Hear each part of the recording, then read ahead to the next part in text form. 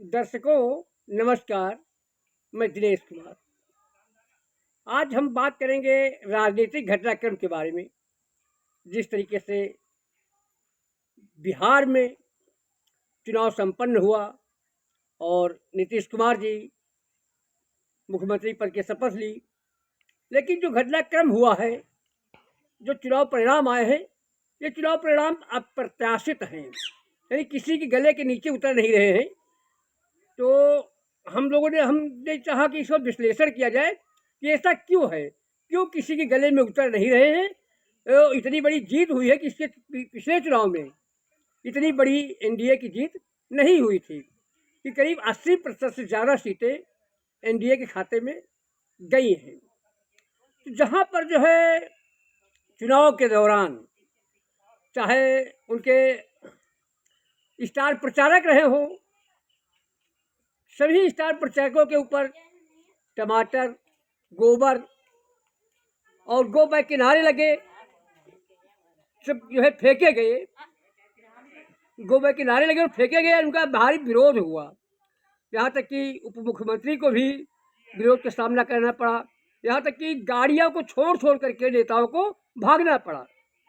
देश के प्रधानमंत्री नरेंद्र मोदी की जनसभा में तमाम कुर्सियाँ खाली थी, यानी बहुत ही विरोधाभास था। और विपक्षी राहुल गांधी की जनसभा में, अखिलेश की जनसभा में और तेजस्वी की जनसभा में बेशुमार भीड़ थी। लाखों की तादाद में भीड़ इकट्ठा होती थी चुनावी जनसभा में, जबकि इतनी भीड़ नहीं होती है, लेकिन तमाम भीड़ थी। तो इन सब भीड़ की वजह से, और जो सर्वे कर रहे थे मीडिया चैनल के लोग, वो सब यही आंकड़ा लगा रहे थे कि अब की बार एनडीए की जो हार होगी और इंडिया गठबंधन की सरकार बनेगी। लेकिन अप्रत्याशित जीत हुई। तब लोगों ने सोचा कि कहीं ना कहीं कुछ मामला जरूर है, तो इसका रिसर्च किया जाए। तो हम लोगों ने विश्लेषण किया, तो विश्लेषण में यही चीज़ साफ निकल करके आई कि उन्हीं के नुमाइंदे, उन्हीं के कारिंदे, और जो देखा गया कि जितने भी चुनाव के अधिकारी कर्मचारी, वो सब सत्ता पक्ष के गुलाम होते हैं। जितने भी अधिकारी कर्मचारी हैं, वो सारे के सारे सत्ता पक्ष के गुलाम होते हैं।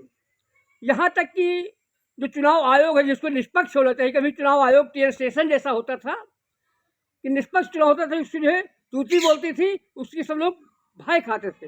लेकिन आजकल का चुनाव आयोग जो है, उनके अगुआ ज्ञानेश कुमार जी है, चाहे जो भी हो, वो सब जो है पालतू तोता जैसे हैं कि जितना वो बोलेंगे, जितना वो बुलकारेंगे, उतना ही वो बोलेंगे। यानी कि अपने देश की बात छोड़ दीजिए, विदेशी मॉडल, ब्राजीलियन मॉडल की एक एक नहीं, करीब सैकड़ों वोट, सैकड़ों जगह पर, सैकड़ों स्थान पर, सैकड़ों पोलिंग पर उनकी वोट बनवाई गई। यानी भारत देश, इंडिया में नहीं वोटर मिले तो बाहर के विदेशी वोटर को जो है ला करके बिहार में उनकी वोट बढ़वाई गई। यहाँ तक जितने नेता हैं दिल्ली में,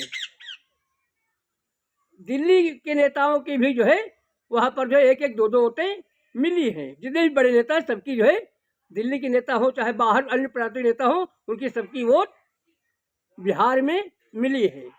अभी 6 महीने पहले दिल्ली में वोट डाला था, 6 महीने नहीं बीता, यहाँ वोट डाले हैं। और उसके बाद जो है अभी फिर जब चुनाव होगा तो फिर जो है दिल्ली फिर भी वोट शिफ्ट हो जाएगी। तो इस तरीके से वोटें घटाने और बढ़ाने का काम किया, जिससे की वजह से अप्रत्याशित चुनाव परिणाम आए कि एक एक बूथ पर 100 वोटें बढ़ा दी गई, जो नहीं बढ़नी चाहिए थी। यानी वो यहाँ के निवासी नहीं है, बाहर के आउटसाइडर है, बाहर के निवासी हैं। और उसके बाद जो विपक्षी वोट थे, जैसे पीडीए, मुस्लिम, अल्पसंख्यक और जो है दलित और बैकवर्ड समाज के वोटों को काट दिया गया। तो इस तरीके से जो ये अप्रत्याशित चुनाव आए हैं, अप्रत्याशित चुनाव परिणाम आए हैं, इनमें ये बहुत बड़ा खेला हुआ है। इस वजह से प्रत्याशित चुनाव परिणाम आए हैं। और हम ये अपने वीडियो बनाने का मकसद हमारा यही है कि हम उत्तर प्रदेश के नेताओं को आगाह करना चाहते हैं कि जिस तरीके से बिहार में एसआईआर के नाम पर वोटों को, नाजायज वोटों को बढ़ाने का काम किया गया, और जो जायज वोट थे उनको घटाने का, काटने का काम किया गया और यूपी में भी SIR चल रहा है। यदि नेताओं ने ध्यान नहीं दिया तो हम फिर बता रहे हैं कि जितने भी चुनाव आयोग में या चुनाव में BLO हो, चाहे जो भी अधिकारी कर्मचारी लगे हैं, वो सत्ता पक्ष के गुलाम होते हैं, वो सत्ता पक्ष का कहला कहेंगे। और BLO चाहेगा तो हर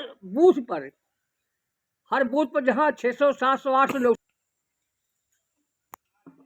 तो जिस तरीके से सत्ता के जो BLO हैं, कर्मचारी हैं, ये सब सत्ता पक्ष के गुलाम होते हैं।